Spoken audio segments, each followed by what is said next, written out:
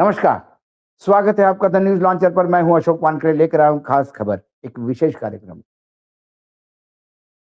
हमें ईरान के साथ रहना चाहिए। ये युद्ध नहीं हारेगा ईरान। ये कोई कुंडलीबाज पंडित नहीं बता रहा है, कोई राजकीय विश्लेषक नहीं बता रहा है।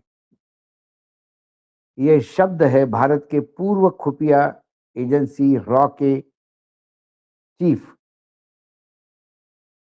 जिन्होंने दो टुक बात में कहा कि नहीं, ईरान युद्ध नहीं हारेगा और कहीं ना कहीं हमने गलती की है। रॉ के पूर्व चीफ अमरजीत सिंह दुलत ने मीडिया से बातचीत में कहा कि ईरान भारत के साथ रहा है, हमें भी ईरान का साथ रहना चाहिए था। पश्चिम एशिया में चल रहे संघर्ष पर भारत की सुरक्षा एजेंसी रॉ के पूर्व चीफ अमरजीत सिंह दुलत ने बड़ी भविष्यवाणी की है। एएस दुलत ने बुधवार को मीडिया से बातचीत में कहा कि ईरान युद्ध में नहीं हारेगा। दुलत ने मीडिया के सवालों का जवाब में कहा, हम तो हमेशा ईरान के साथ रहे हैं, ईरान हमेशा हमारे साथ रहा है, हमें ईरान के साथ ही रहना चाहिए और युद्ध ईरान हारेगा नहीं, भारत की भूमिका ठीक होगी। ईरान यह युद्ध नहीं हारेगा, ये उन्होंने कैटेगरिकली बताया। इजराइल अमेरिका द्वारा ईरान पर 28 फरवरी को हमला किया गया। ईरान ने जवाबी कार्रवाई में इजराइल और खाड़ी देशों स्थित अमेरिकी सैन्य ठिकानों और अन्य महत्वपूर्ण स्थानों पर ड्रोन और मिसाइल से हमले किए। 20 दिन से जारी युद्ध में अब तक 2000 से ज्यादा लोगों की जान जा चुकी है। ईरान के अनुसार इजराइल अमेरिका के हमले में 1300 से अधिक नागरिकों की मौत हो चुकी है। लेबनान में किए गए इजरायली हमले में से 900 से ज्यादा लोग मारे गए। ईरानी हमले में 2 दर्जन से ज्यादा इजरायली, अमेरिकी और अरब देशों के नागरिक मारे जा चुके हैं। ईरान हमले में खाड़ी में रहने वाले 2 भारतीयों की भी मौत हो गई है और एक लापता है। पश्चिम एशियाई के कई जहाज फंसे हुए हैं।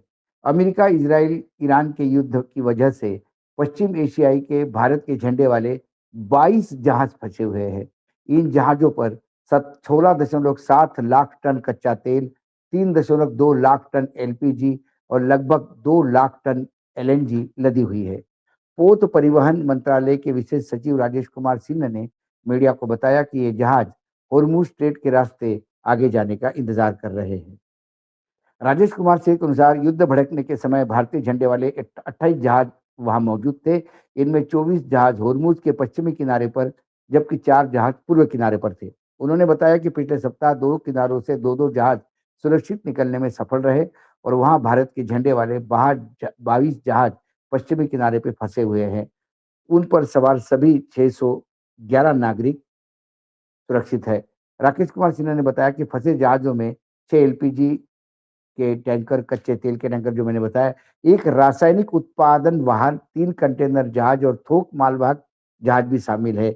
इसके अलावा ड्रेजर, एक खाली जहाज और 3 जहाज सूखी गोदी की रखरखाव के लिए मौजूद है। सुखमीत ने बताया कि हमें हर दिन ईरान से आती मिसाइल दिखाई देती है और धमाकों की आवाज सुनाई देती है। इसी के बीच हम पूरी तरह से भरे हुए एलपीजी जहाज पे बैठे थे। ये वहाँ के जो जहाज पे लोग हैं उन पे। अब लेकिन मुख्य खबर जो हमारे लिए ये है कि दुलत साहब ने क्यों ऐसा कहा। दुलत ही नहीं, कई पुराने जो एक्सपर्ट है, जो भारतीय विदेश नीति के एक्सपर्ट माने जाते हैं, पुराने राजनयिक हैं, सभी का एक कहना था कि ईरान ने हमेशा भारत का साथ दिया। जब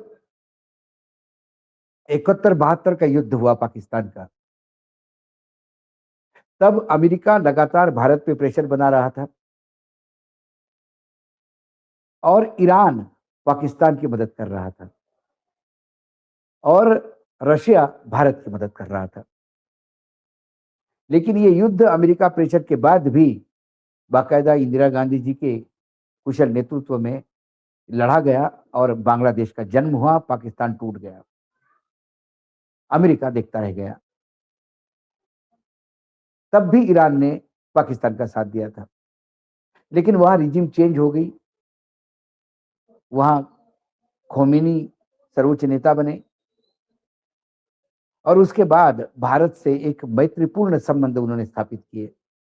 यूनाइटेड नेशंस में जब भी जम्मू कश्मीर का मसला आया, ईरान एक ऐसा देश था जो भारत के साथ हिमालय जैसा खड़ा रहा।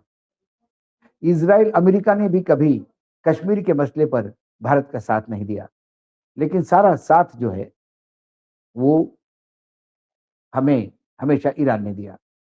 तेल के मामले में ईरान ने हमेशा भारत को जो तेल दिया उसकी कीमतों में हमें हमेशा रियायत दी। यहाँ तक कि मनमोहन सिंह के समय ईरान ने भारत को उधार तेल दिया, जो तेल इंडस्ट्री में नहीं होता। ईरान का कई बहुत ज्यादा पैसा जो भारत में उन्होंने रखा था, इतना विश्वास ईरान और भारत का था। सैकड़ों साल, हजारों साल पुरानी संस्कृति दोनों भौगोलिक देशों में दिखाई देती है। लेकिन इसके बावजूद एकाएक इज़राइल की तरफ हमारी नीति क्यों गई?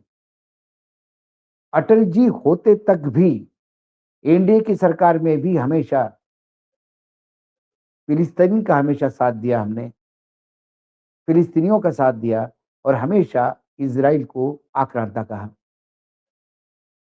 लेकिन 2014 के बाद कहीं ना कहीं वर्तमान नेतृत्व को यह लगा कि उनको विदेश नीति ही बदलनी है और उन्होंने भरोसेमंद साथी छोड़ के रशिया, अमेरिका का साथ दिया और अमेरिका के साथ चलते इज़राइल हमारा फादरलैंड हो गया। भारत हमारा मदरलैंड, इज़राइल हमारा फादरलैंड। वो फादरलैंड कैसा बना ये सिर्फ मोदी जी बता सकते हैं। इज़राइल को फादरलैंड बनाया। इज़राइल के पार्लियामेंट में ये कहा कि भारत हमेशा आपके साथ खड़ा रहेगा और उसके दूसरे दिन से युद्ध शुरू हुआ। भारत जो गुटनिरपेक्ष देश की अगुवाई करता था, आज अमेरिका के लॉबी में जाके बैठा है। अमेरिका के कहने से हमने तेल बंद कर दिया। अमेरिका के कहने से हमने ईरान से तेल लेना बंद कर दिया और आज भी ईरान पे हुए बच्चों की मौत का गम भी हम नहीं मना सकते, हम उसका निषेध भी नहीं कर सकते कि 170 छोटे-छोटे बच्चे, लड़कियां मारी गई। एक स्कूल पर हमला हुआ। पूरे विश्व ने उसका निषेध किया, लेकिन भारत नहीं कर पाया। अयतुल्ला खमेनी की मृत्यु के बाद 72 घंटे तक भारत चुप रहा। 72 घंटे के बाद हमारे विदेश सचिव मिस्त्री ये जाके एम्बेसी में शोक संदेश लिख के आए। इसके बाद ईरान जिन-जिन सऊदी से लेके कतर तक जहां-जहां हमले करते हैं, भारत उनके प्रति संवेदना दिखाता है। हाल ही में पाकिस्तान ने जब अफगानिस्तान पे हमला किया, तो भारत ने स्ट्रांग रिएक्शन देके मानवाधिकार का उल्लंघन बताया। लेकिन ईरान पे जब छोटी बच्चियां मारी गई, तो भारत की तरफ से कोई रिएक्शन नहीं था। क्या हम अमेरिका के पिछलग्गू हो गए हैं? क्या अमेरिका के उपनिवेश हो गए हैं? या एप्स्टीन फाइल के चलते हम भी इज़राइल के इशारों पे नाच रहे हैं? ईरान ये युद्ध नहीं हारेगा, ये अब विश्व भी कहने लगा है। ईरान 8-8 साल का युद्ध लड़ने का आदी है। अभी तो सिर्फ 20 साल दिन होते आ रहे हैं। इन्हीं 20 दिनों में मिडल ईस्ट के बहुत सारे देश पस्त हैं, बहुतों ने नुकसान उठाया। अमेरिका ने भयंकर नुकसान उठाया, इज़राइल बर्बादी के कगार पे है। ईरान आबाद हुआ ऐसा हम नहीं कहते, ईरान ने भी बहुत बर्बादी झेली है। लेकिन हमारे पूर्व राष्ट्र चीफ ने जो कहा, ये उनका आकलन ही भारत देश के लिए या हमारे नेतृत्व के लिए एक संदेश हो सकता है। यूँ ही नहीं रॉ चीफ ये कहेंगे कि ईरान युद्ध नहीं हारेगा। आज इस विशेष कार्यक्रम में इतना ही। कल फिर आता हूँ किसी विषय के साथ। तब तक के लिए नमस्कार। देखते रहिएगा द न्यूज़ लॉन्चर।